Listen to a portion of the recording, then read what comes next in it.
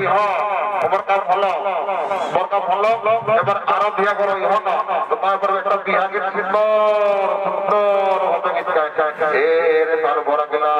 ওই কোন বিয়া গীত লিখা পারবো ওর দেখি দুইটা দাঁত উপর বটে আছে আর একটা দাঁত নেই দিয়ে তো মোটে কোনো হাওয়া মারে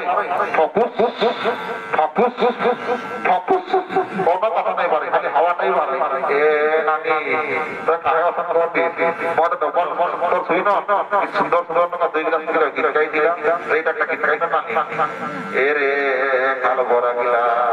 ওই কোন গীত পারবো না রে মত তুলতে না একটাই গীত না